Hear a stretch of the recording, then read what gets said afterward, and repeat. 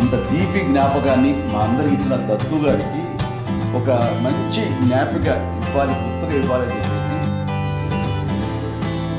రామారావు గారు కృష్ణుడి వేషం నుంచి పాంచజన్యానికి ఆయన వైజయంతి దాన్ని ఆయన చేతికి అందివ్వాలి. ఎందుకు అనిపించింది, అది దేవుడి కోపలు చెక్కినటువంటి మంచి బాగా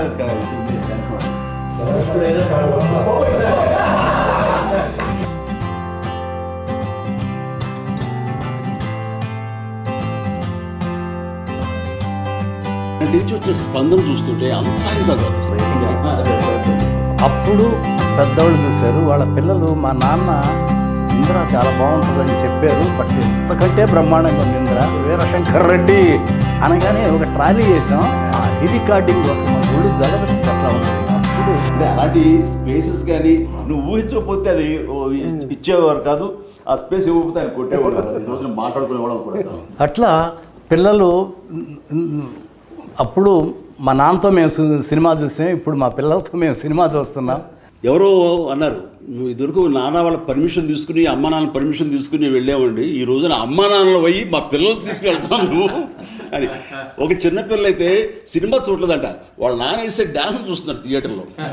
ఇదే నాన్నకి ఏం పోయే కానీ వచ్చిందమ్మా ఇలా డ్యాన్స్ చేస్తాడు, మోకాళ్ళు వంగట్లేదు, దాయి దామ్మకి వీట స్టెప్ ఏంటో చెప్పేసి. సినిమా అంతా ఒక ఎత్తు అయితే ఆ ఒక స్టెప్ ఒక ఎత్తు అనుకునేవాడిని.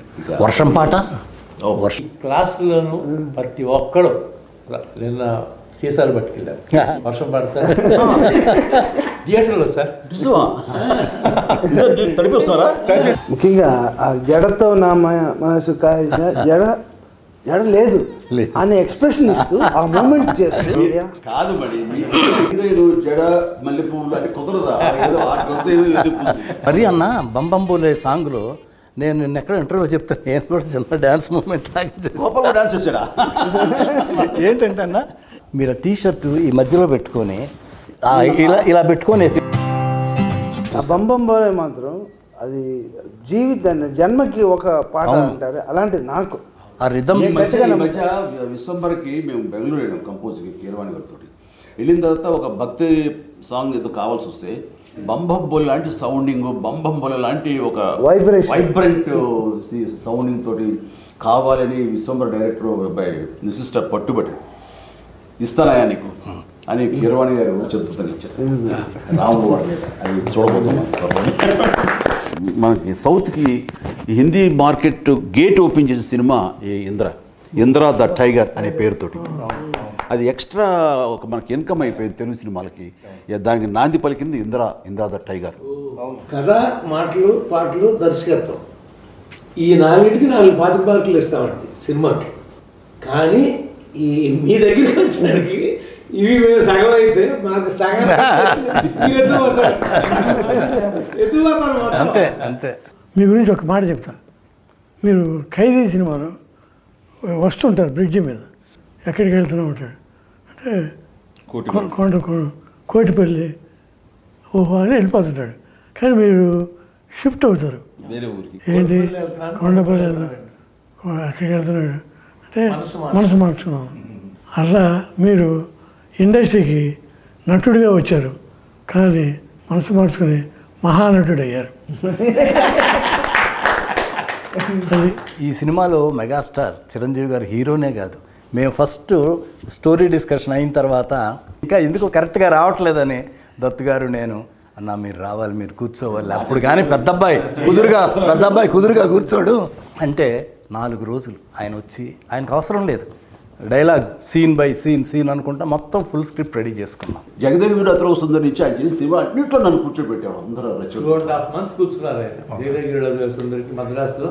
రాఘవేంద్ర వారిని 5-6 రోజులు మిస్ అయ్యాడు, కానీ 2.5 months ఆయన తపన ఇది అంతా ఎంత ఎక్స్ట్రాడినరీగా ఉంటుందో. ఫైనల్ ఇప్పుడు లెంగ్త్ ప్రాబ్లం వచ్చింది, మేము ఫస్ట్ కాపీ చూసాం, 3 hours 20 minutes వచ్చింది. 25 minutes తగ్గించాలన్న ఇది 18 నిమిషాలు 20 నిమిషాలు లేపు అవుతారు. ఇప్పుడు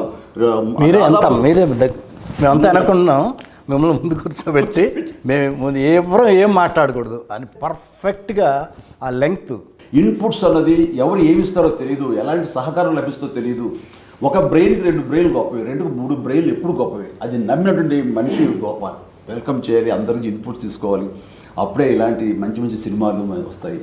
ఫస్ట్ ఆఫ్ ఆల్ ఇది ఈగోలు అనేది ఉండకూడదు.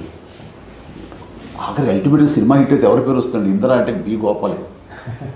డైరెక్టర్కి ఏంటండి సంగీత జ్ఞానం, సాహిత్య జ్ఞానం, లోకతో పాటు లోక జ్ఞానం కూడా ఉన్నారండి.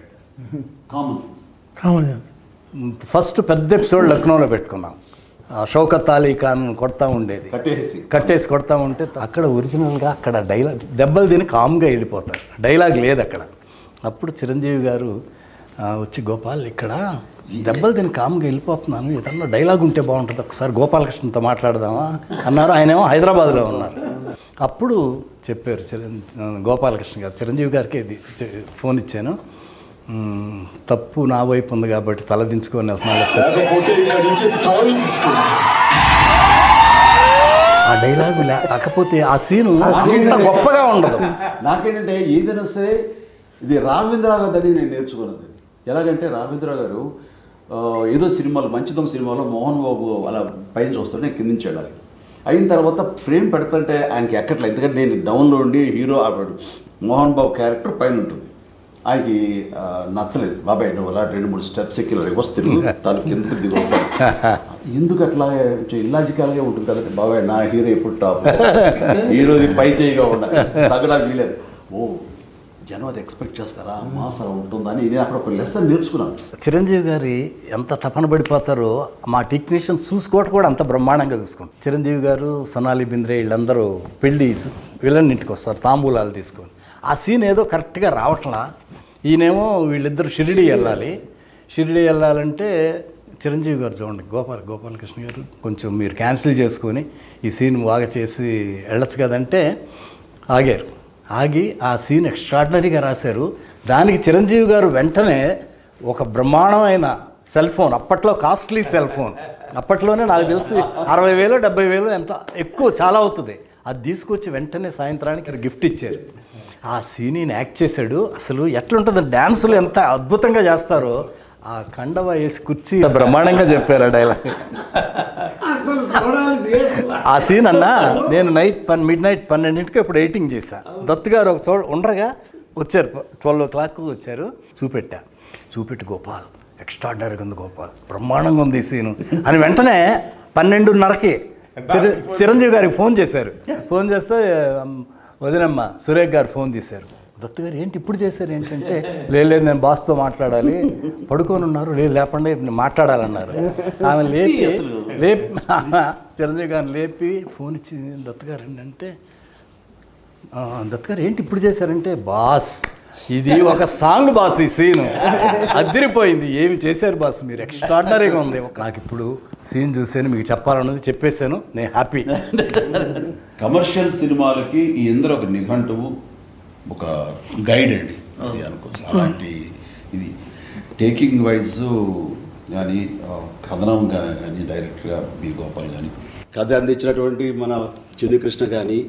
నేను రచయితగా మాత్రం రాయలేదన్నా, ప్రమాణం పూర్తిగా చెప్తున్నాను, ఒక అన్నయ్యకి తమ్ముడుగా రాశాను అంతే అన్నా, అంతకంటే చిరంజీవి గారు లేకపోతే అసలు అశ్విని దత్తు ఈ ఇండస్ట్రీకి వచ్చి ఏమి చేశాడంటే ఏమి చేయలేదనే అర్థం వస్తుంది. జగదేకవీరుడు, చూడాలనుంది, ఇంద్ర, ఇలా చెప్పుకుంటూ పోతే అన్నీ గొప్ప సినిమాలే.